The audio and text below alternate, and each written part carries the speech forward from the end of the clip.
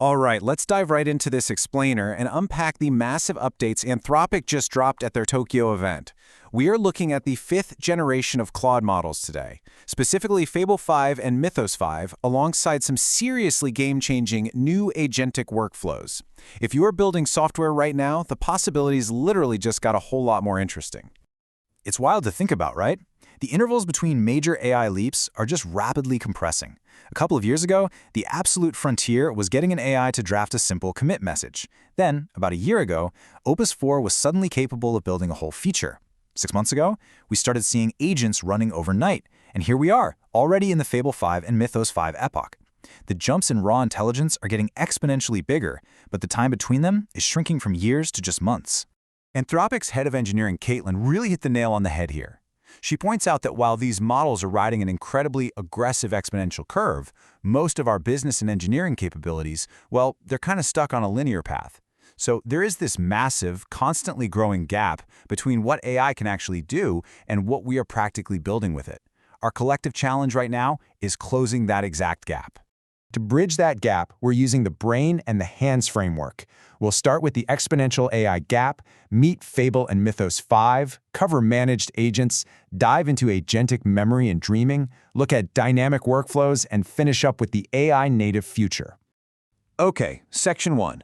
Meet Fable and Mythos 5, the ultimate brain. Fable 5 sets brand new, state-of-the-art high scores on SweBench Pro, for sure. But honestly, that benchmark almost undersells what's going on here. Its real superpower is single-shot correctness. If you give it a complex, well-specified architecture problem, it essentially nails it on the very first pass. We are talking about handling messy, multi-day tasks that would normally take a team of human engineers weeks to finish. And when you couple that with its long-horizon autonomy, you've got a model that can run for days on a single goal, staying totally coherent across millions of tokens. Get this, though. It isn't just about writing code. Fable 5 is actually even better at reading code.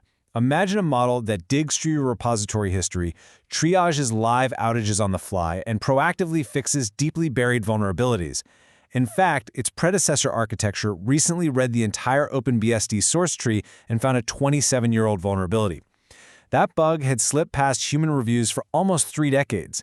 It literally found a bug older than some of the engineers working on the project. How crazy is that?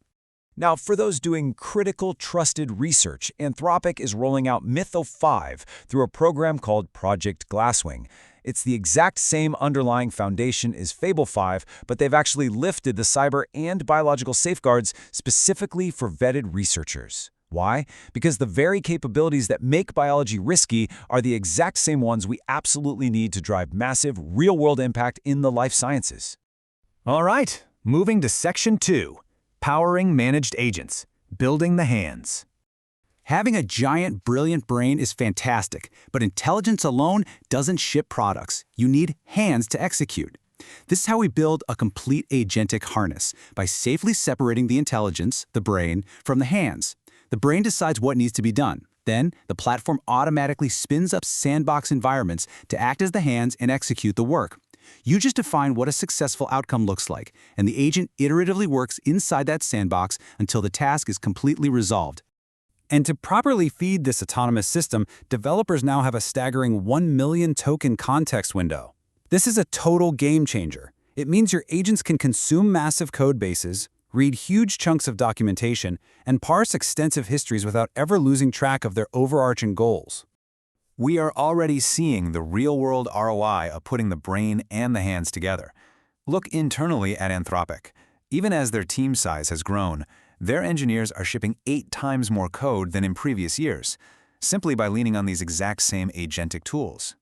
And it's not just an internal trick either. Spotify deployed a background fleet of these managed agents to tackle massive repository migrations. By just feeding the agents a migration plan in plain English, Spotify slashed their migration times by a jaw-dropping 90%. They're now merging over 1,000 automated pull requests a month. Let's hit Section 3, agentic memory and dreaming. So how do these agents avoid making the same mistakes over and over? Agentic memory allows agents to consciously write their current findings to a persistent file system in real time. But dreaming takes it a massive step further. Dreaming allows agents to inspect their past trajectories while offline or idle. They review past sessions, figure out what they could have done better, and actively self-improve by updating their own skills and memory for the next run. It's essentially an automated continuous improvement loop for your AI workers. Up next, Section 4. Scaling with dynamic workflows. Because one agent is helpful, but fleets of agents can completely transform a business.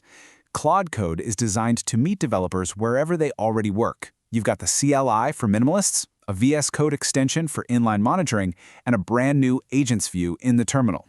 But the real magic happens when you use the Claude desktop app for what the community is affectionately calling multi-clouding, visually controlling multiple agents working in parallel. Let me paint a picture of what dynamic workflows actually enable. Imagine you need to localize a marketing site into 12 different languages. Instead of spending an hour prompting an agent sequentially, you spin up a massive fleet in one go. You give one prompt, the system instantly spawns 12 parallel agents to translate deterministically, and then boom, 12 brand new agents spawn just to verify the work. You get an entire application translated and verified in under 3 minutes. Finally, Section 5. The AI native future. All of these features are culminating in an entirely new type of business structure, the AI native company. And these aren't just theoretical prototypes. Rakuten is now shipping major releases every 2 weeks instead of quarterly. Notion is building agent orchestration straight into their workspace. Asana is deploying collaborative AI teammates. And Mercari, out in Japan, their entire engineering output has shot up by 90% year over year. They are fundamentally rewiring how they operate. The absolute core takeaway from today's explainer is this. You can't just build for Fable 5. As Anthropic clearly warned, that exponential curve is only getting steeper. You need to build flexible harnesses right now that are prepared to absorb the even smarter, more capable models dropping tomorrow. If your system relies on rigid, over-engineered constraints, you're going to be left behind when the models learn to use basic primitives even more intelligently. So, I'll leave you with this question to ponder as you open your terminals today. Is your codebase, and frankly, is your mindset, truly ready to harness the raw power of Fable 5 and embrace this exponential AI future?